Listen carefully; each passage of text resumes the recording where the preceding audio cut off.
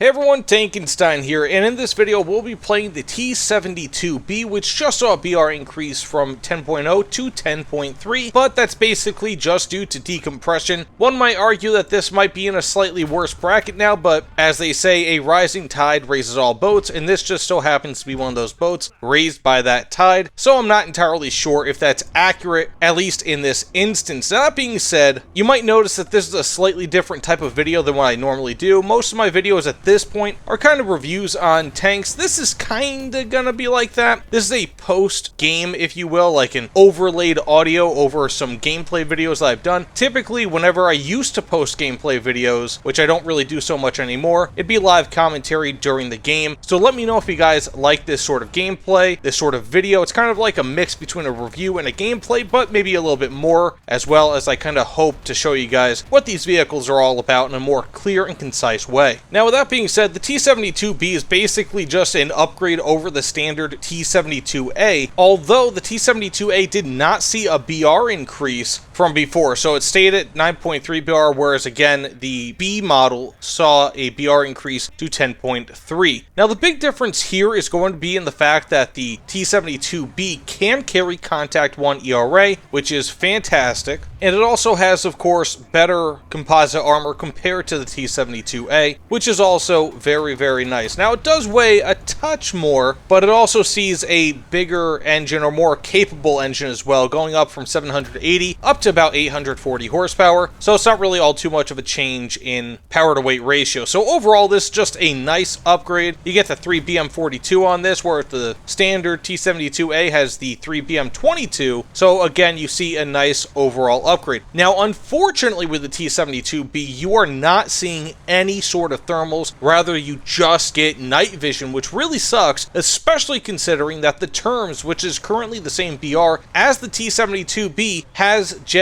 2, maybe even Gen 3 thermals. Either way, very, very clear thermals, whereas the T-72B has none. So that is a major, major downfall of this vehicle. Now, otherwise, this is still a very, very good vehicle. It doesn't have the greatest turret rotation speed, but you can get up to a 24 degree per second turret rotation speed. The armor on this thing for 10.3 BR is fantastic. I've had so many instances where I just take so many shell hits at the very front of this thing, or even some occasional heat FS shots from the side, being that you do have Contact 1 ERA, which again can protect up to 400 millimeters versus chemical energy, so things like heat FS. This thing can actually take quite a few hits, surprisingly enough, but that's kind of the same with so many of these give or take 10.0 BR, 10.3 BR Soviet MBTs that are stocked with tons of ERA. And that's one of the things in War Thunder, at least in my opinion, that I've noticed for quite some time. It feels like ERA, in many instances, I don't know if it's overpowered, but it certainly is extremely powerful, and it feels like more so than even composite armor. I survive far more hits to the front with Soviet tanks, especially, again, those loaded up with ERA, than I would versus similar Western tanks. Now, one thing to note here, when I used to play the T-72A quite a bit, I still took a lot of shells from the front, which again lacks composite armor. So I'm not entirely sure, or at least again lacks ERA, I mean to say. So I'm not entirely sure if it's the ERA, maybe it's just the sloping on Soviet tanks, or just how they disperse their armor, but it does feel very, very powerful. And the T-72B is no exclusion to that. Now, bear in mind also, I'm going to be releasing a T-72B 1989 edition stock to spaded video, probably sometime in the next few weeks, maybe next month and a half, 2 months. I've been working on it on and off, and if you just want to know, the big difference between the T-72B and the 1989 is the fact that the 1989 has Contact 5 ERA, although it has far less ERA than the T-72B, so take it as you will. Basically, the T-72B, again, Contact 1 ERA, but you have much more of it. It's spread over much more of the tank, whereas the 1989 edition has basically much more concise and much more powerful Contact 5 ERA, but in fewer spots. Now, with that said, to the T-72B, and you might see in this gameplay, I'm not entirely sure what I'm going to include in the gameplay here, but you might see that I'm killing a lot of SPAA at one one point who are still on their base. I don't care what anyone says, the only type of vehicle that is acceptable to kill while they're still on the base is SPAA, and that's because SPAA doesn't oftentimes leave their own base, so that's where you pretty much have to kill them. So if you see that, my apologies, but that's just how the world works. Now that said, this is a very mobile vehicle, it's a very tanky vehicle, it's an extremely powerful vehicle. For 10.3 BR, having 457 millimeters of armor pen at very most via the 3BM42 is definitely more than sufficient, especially with the fact that you have a nice laser rangefinder and 1700 meters per second of muzzle velocity. This thing is a sniper through and through, and again, can even be a brawler, being that it does have a decent enough reload rate, but more importantly, a guaranteed reload rate, being that this is an autoloader carrying vehicle, which is pretty nice in most instances. If you get hit in the ammo carousel, which sits at the bottom of the turret, you're going to be cooked. I mean, you don't even have to take my word for it. Look at all the videos coming out of Ukraine or that have come out of Ukraine. It is just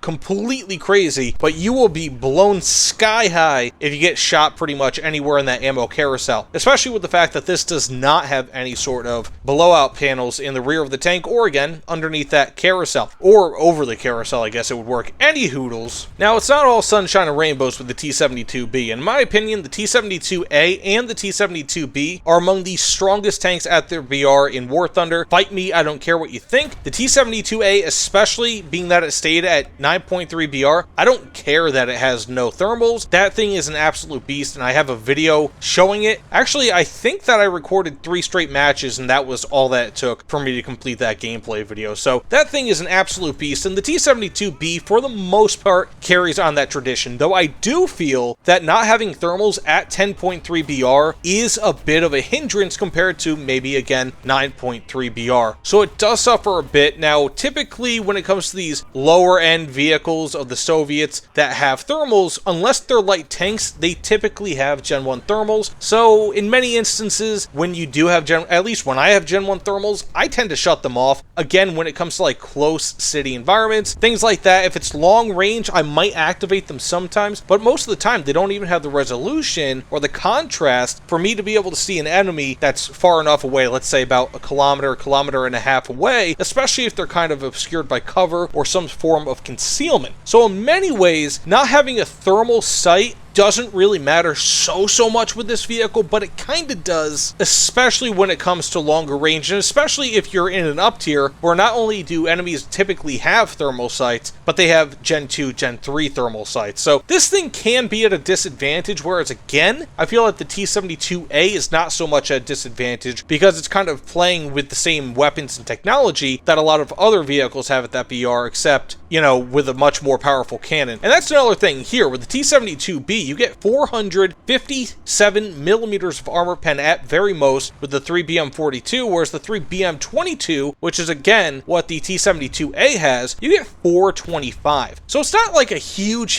difference. Now, when you come to 60 degrees and 2,000 meters, especially once you start getting farther and farther away at higher angles, that's where the 3BM42 starts shining. For example, 2,000 meters, 60 degrees of hit, you have 235 millimeters of armor pen, whereas the 3BM22, 173. So it's a pretty big difference in that way, whereas, you know, again, point blank, 10 meters, no degrees, you're talking about 30 millimeters, give or take 32 millimeters of difference, and it goes over 60 millimeters of difference when it comes to armor pen at those ranges and at those angles. So again, the 3BM42 is much better, but relatively speaking, I feel like the T-72B is a lesser vehicle relative to the T-72A at its own BR. However, I still feel like the T-72B is an absolute beast, and a huge part of it comes down to that composite and ERA armor, that mix of armor right at the front. If you can angle this thing well, it can take so many hits. I mean, for example, like if I was going to fire, I don't know, let's just kind of look at and currently I'm in the armor simulator. I'll see if I can kind of put this into the thing, but let's just say a Leopard 2K. Now it's a 10.0 BR vehicle. Thing has DM23 with 410 millimeters of armor pen, and let's say if I'm at 500 meters, it will not be able to go through the front of this thing when it's protected by the ERA. It can't. Not even a head-on straight shot will not be able to do that. So you know, so many vehicles out there cannot even dream about going through the front of this thing, at least the upper glacis, which is what so many people do. And I feel like that is a big issue, at least when it comes to just in general how people play against these things. They just shoot the upper glacis because they expect, oh, well, you know, Leopard 2A4, it's got a small amount of armor on the upper glacis, you can shoot through it. It's not the case when it comes to Soviet vehicles, T-72B and T-72B-89 especially. Now, you can shoot the lower glacis plate, which is pretty typically a kill shot, especially if you shoot them more or less head on with that, because it will hit that ammo carousel and oftentimes detonate the vehicle, which is a very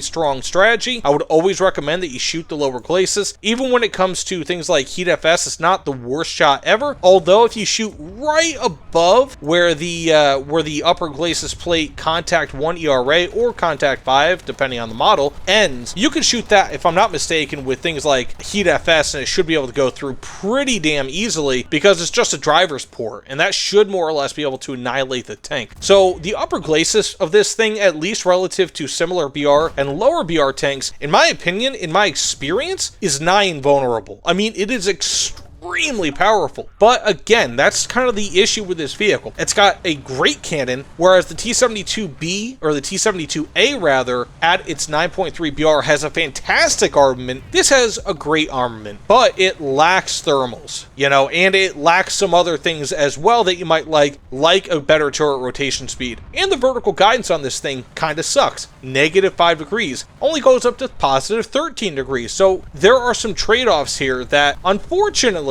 again, at 9.3 BR, it's a lot more workable than at 10.3 BR, but I still feel like this thing is an absolute beast. But again, you start seeing kind of its weaknesses insofar as the fact that it lacks the technology, it lacks kind of a faster reload. 7.1 seconds isn't awful, but when you're dealing with American tanks that get 6 or even 5-second reloads, depending on how skilled their crews are, you are really in hot water, especially if you guys are in brawling range or something like that. They can just aim right at your side, which is another very easy shot to make, or the lower glacis, and you are dead. But you can also look at it like this. At 10.3 BR, look at this Soviet lineup. You have the T-72B, T-72B 1989. You have the Strela 10M2, which isn't bad. I wish that it had a more effective radar, but it really doesn't. It's more just like a lock-on radar, if that makes any sense. You have the BMP-2M. You have the 2S38, the Terms T, and the T-80UD, all at 10.3 BR, and also the 2S25M at 10.0 BR for a really nice light tank to add into that. And if you want, the T-64B, so you can toss that in as well, which I think I actually have a stock disputed. Actually, I don't think I've released it yet, but you do have the T-64B if you really want as well. And so you have this absolutely stacked lineup now at 10.3 BR, where I don't really feel like that BR increase, again, from 10 to 10.3 is really going to matter for the T-72B. It's still incredibly competitive. It still has an extremely good cannon. Doesn't have the greatest gunner sights, 8.0 times zoom, which isn't terrible. It's not fantastic, but in my opinion, it has better, for the most part, better survivability than the T-72 AV Terms, because it does have that somewhat better composite armor. Again, the T-72 AV Terms is based on the T-72A, but again, has all that better technology. So I think the T-72 AV Terms T is a better vehicle overall compared to the T-72B. However, I feel like if you want a tankier vehicle, the T-72B will do everything that you need, and then some. It is just absolutely fantastic, and it's one of those rare vehicles at this BR, outside of the Merkvas, for example, that is really, in my opinion, a very durable vehicle that can take a lot of hits. The problem is that that wiggle room, so to speak, is not that big. If somebody aims just a little bit further up or a little bit further down on the lower glacis, or on the upper glacis rather, insofar as they hit the driver's port, maybe the cannon breach weakness, or the lower glacis, you're toast. But so long as they don't hit that, if you angle properly or even just simply get lucky, this vehicle can not only take a hit, but will be able to devastate the enemy tank. Doesn't matter if it's in an up tier, because that 457 millimeters of armor pen via the 3BM42 is absolutely fantastic, totally usable even in a complete up tier, so long at least as you know what the enemy weak spots are, which typically from 10.3 to 11.3 BR, weak spots don't really change so much, because more or less you have the same vehicles just enhanced advanced variants of them, the armor might thicken, but the weaknesses don't really change. But that being said, let me know what you guys think about this style of video in the comments below. I am very interested to see what you guys think. Again, this is kind of like a post-game commentary, if you will, or in the future I might do something like, hey, is this vehicle worth it? Like, do kind of a return, if you will, on a review that I might have done years ago. I'll kind of do a video like this, but more of a review, whereas this is kind of like an overview of the vehicle, if that makes any sense. Any hoodles, thanks so much for watching. See you all on the other side. Take care, everyone.